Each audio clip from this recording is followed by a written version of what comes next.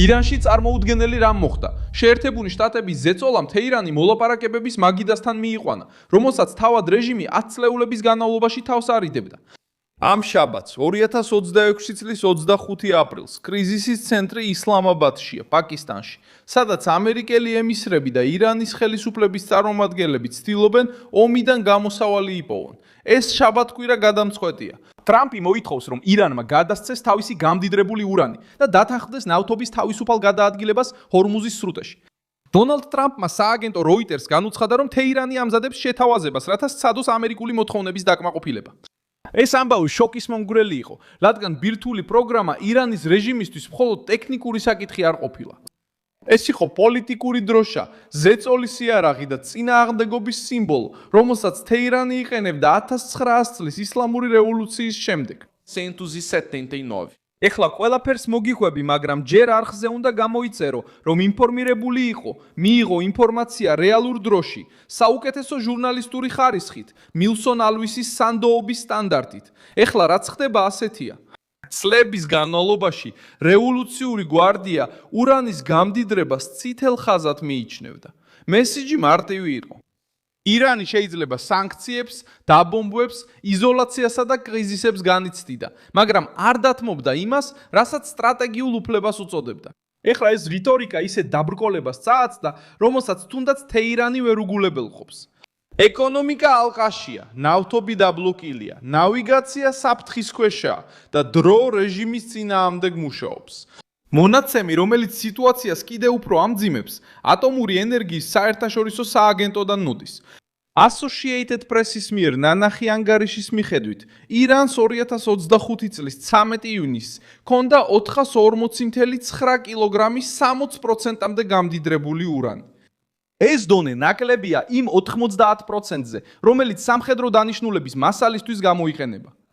მაგრამ ეს ითვლება ტექნიკურად მოკლე ნაბიჯად ამ წერტილამდე. სააგენტომ ასევე აღნიშნა, რომ დაახლოებით 42 კილოგრამი ამ მასალის თუ კიდევ უფრო გამდიდრდება, თეორიულად საკმარისი იქნებოდა კარგი ატომური ბომბისთვის. ანუ ეს სიმბოლური მარაგი არ არის. ეს არის რეალური სტრატეგიული აქტივი, რომელიც წლების განმავლობაში გროვდებოდა და ეხლა მაქსიმალური ზეწოლის ქვეშ მოლაპარაკებების ცენტრშია მოქცეული. გარდატეხა მოხდა იმიტომ, რომ შეერთებულმა შტატებმა ბომბარდირების ლოგიკა შეცვალა დახრჩობის ლოგიკით. იმის ნაცვლად, რომ მხოლოდ მიწისქვეშა ბირთვულ ობიექტებზე თავდასხმებზე დაეკრდნო, ვაშინგტონმა დაიწყო რეჟიმის ყველაზე მგრძნობიარე წერტილის, ჰორმუზის სრუტის მოჭერა. ამ კომბინაციამ ორმაგი ეფექტი შექმნა. თეირანს გაუჭირდა თავისი ნავთობის გაყიდვა, მაგრამ ამასთან ერთად მან დაიწყო კრიზისის სიმძიმის შეგრძნება, რომელიც შეეხო საკვებს, მედიკამენტებს, სასუქებს, სამრეწველო ნაწილებსა და სავაჭრო მარშრუტებს. აი სწორედ აქ ხდება ეს ფაქტი დამანგრეველი რევოლუციური გვარდიისთვის. გამდიდრებული ურანი შეიძლება გამოყენებული იქნას მუქარის იარაღად, მაგრამ ის არ ავსებს საწვავის ავზებს, არ იხდის ხელფასებს, არ უზრუნველყოფს საკვებს დიდ ქალაქებში და არ ინარჩუნებს გაჩერებულ ეკონომიკას. ისლამაბადში მოლაპარაკება აჩვენებს, რომ თეირანი ჯერ კიდევ ცდილობს დროის მოგებას. ირანის საგარეო საქმეთა მინისტრმა აბას არაქჩიმ გამოთქვა დათქმები და განაცხადა, რომ ირანი არ მიიღებს მაქსიმალისტურ მოთხოვნებს, როგორც დიპლომატიურმა წყარომ განუცხადა როიტერს. მიუხედავად ამისა, ირანის უბრალო ყოფნა პაკისტანში აჩვენებს, რომ ზეწოლა მიმუშავა. თეირანი არ აწარმოებს მოლაპარაკებებს კომფორტისთვის. ის აწარმოებს მოლაპარაკებებს იმიტომ, რომ კრიზისი პირდაპირ საფრთხე გახდა სისტემის გადარჩენისთვის.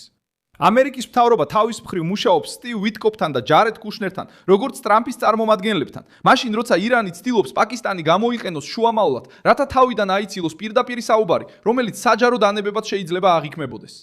კულისებში ირანის პრობლემა კიდევ უფრო დიდია. რეჟიმი ერთმად არ ლაპარაკობს. ერთ მხარეს დგას პრეზიდენტი მასუდ პესეშკინი, რომელიც ზეწოლის ქვეშაა დასუსტებული ეკონომიკის, დაღლილი მოსახლეობისა და ომის გამო, რომელმაც უკვე დახურა აეროპორტები, დაბლოკა მარშრუტები და შიში გაავრცელა. მეორე მხარეს დგას აჰმად ვახიდი, რევოლუციური გვარდიის სარდალი, რომელიც ბოლო ანალიზების მიხედვით ის ადამიანია, რომელმაც ძალაუფლება მოიპოვა ხელისუფლების სტრუქტურაში და რეჟიმი უფრო მკაცრი პოზიციისკენ უბიძგა.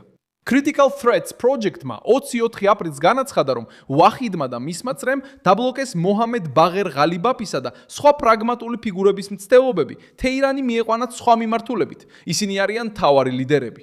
ეკონომიკა. ეს შიდა განხეთქილება ხელს უწყობს ახსნას, რატომ არის სიტუაცია ასეთი სახიფათო. პესეშკინისა და პრაგმატიკოსებისთვის ბირთვული პროგრამის ნაწილის დათმობა შეიძლება დამამცირებელი იყოს, მაგრამ ეს მაინც ინარჩუნებს რეჟიმს. რევოლუციური გვარდიისთვის ამ დათმობაზე წასვლა ანგრევს ძალის ნარატივს, რომელმაც 10 წლეულების განმავლობაში უზრუნველყო მათი ავტორიტეტი. ორგანიზაცია აკონტროლებს ეკონომიკის სექტორებს, გავლენას ახდენს უსაფრთხოებაზე, ზეწოლას ახდენს პოლიტიკაზე და აფინანსებს მოკავშირე ჯგუფებს ახლო აღმოსავლეთში. ირანი ახლა უკან იხევს. თეირანში კი გარდაუვალი კითხვაა, რისთვის იყო ეს ყველაფერი? ასეთი მსხვერპლი, ასეთი რეპრესიები და ასეთი დაპირებები წინააღმდეგობის შესახებ. როიტერსმაც დააფიქსირა, რომ დონალდ ტრამპმა ეჭვი გამოთქვა, თუ ვინ მართავს ირანს ამ მომენტში. როდესაც კითხეს ვისთან აწარმოებდა ვაშინგტონი მოლაპარაკებებს, მან მხოლოდ ის თქვა, რომ შეერთებული შტატები ეხლა იმ ადამიანებთან მუშაობს, ვინც ახლა მართავს ქვეყანას. ეს ფრაზა მნიშვნელოვანია, რადგან მიანიშნებს, რომ თეთრი სახლი ხედავს რეალურ დაყოფას ირანის ხელმძღვანელობაში. და როდესაც გარე ძალა ამჩნევს, რომ მოწინააღმდეგე შიგლიდან გახლეჩილია, ზეწოლის თითოეული ნაბიჯი უფრო ძლიერ ეფექტს იძენს. ჰორმუზის სრუტე ამ დაპირისპირების ასპარეზად იქცა. საფრანგეთიც ჩაერთო ამ დებატში. ემანუელ მაკრონმა შაბათს განაცხადა, რომ მუშაობს მომდევნო დღეებში ან კვირებში სრუტის სრულად გახსნაზე, რათა უზრუნველყოფილი იყოს ნავიგაციის თავისუფლება და საერთაშორისო სამართლის პატივისცემა. იგივე როიტერსის რეპორტაჟაში მოყვანილია Total Energy-ს ხელმძღვანელის პატრიკ პოიანეს გაფრთხილება, რომ ხანგრძლივმა შეფერხებამ შეიძლება მსოფლიო ენერგორესურსების დეფიციტამდე მიიყვანოს, განსაკუთრებით აზიაში. მან აღნიშნა, რომ პლანეტის ნავთობისა და გაზის დაახლოებით მეხუთედი ჰორმუზის სრუტით გადის. ატომური ენერგიის საერთაშორისო სააგენტო მიუთითებს, რომ მარაგი არსებობს დიდია და საჭიროებს გადამოწმებას. განცხადებას, წინადადებასა და შესრულებას შორის მანძილი ჯერ კიდევ შეიძლება ძალიან დიდი იყოს. და სწორედ ამ სივრცეში შეიძლება რევოლუციურმა გვარდიამ სცადოს დაყოვნება, დამალვა, ეტაპობრივად მოლაპარაკება ან ამ თემის გამოყენება დათმობების მისაღებად. მიუხედავად ამისა, ზეწოლამ უკვე შეცვალა თამაში. წლების განმავლობაში კითხვა იყო, მიუახლოვდებოდა თუ არა ირანი ბირთვული იარაღს ძალიან ახლოს. ეხლა კითხვა გახდა, შეძლებს თუ არა რეჟიმი გადარჩენას ამ ამბიციის შენარჩუნების ფასად. ჰორმუზის ბლოკადამ ტექნიკური დებატი გადაქცია გადარჩენის კრიზისად. ურანი, რომელიც ადრე ფარად ჩანდა, ეხლა ტვირთად იქცა. ისრაელი ყველაფერს მაქსიმალური ყურადღებით აკვირდება. გამდიდრებული ურანის გადამოწმებადი გაყვანა შეამცირებდა ისრაელის მთავარ სტრატეგიულ შიშს ბოლო წლების განმავლობაში. გოლფის ქვეყნები ასევე შვებით და სიფრთხილით აკვირდებიან, რადგან იციან, რომ დასუსტებული ირანი შეიძლება უკან დაიხიოს მოლაპარაკების მაგიდასთან. მაგრამ ის შეიძლება ასევე არაპროგნოზირებადად იმოქმედოს. თუ რევოლუციური გვარდია გადაწყვეტს, რომ დამცირება ესკალაციაში გადაიყვანოს, საბოლოოდ შეერთებულმა შტატებმა ირანი მწარე არჩევანის წინაშე დააყენა. რეჟიმი 10 წლეულების განმავლობაში დარწმუნებული იყო, რომ მისი ურანი და გეოგრაფიული მდებარეობა საკმარისი იქნებოდა მოწინააღმდეგეების შესაშინებლად. ეხლა ეს ორი უპირატესობა თავად მის წინააღმდეგ ზეწოლად იქცა. მოიწონე ეს ვიდეო, გამოიწერე არხი და ბოლოს გადახედე კომენტარებს, რომ კიდევ უფრო მეტად ჩაერთო მილსონ ალვესის საზოგადოებაში.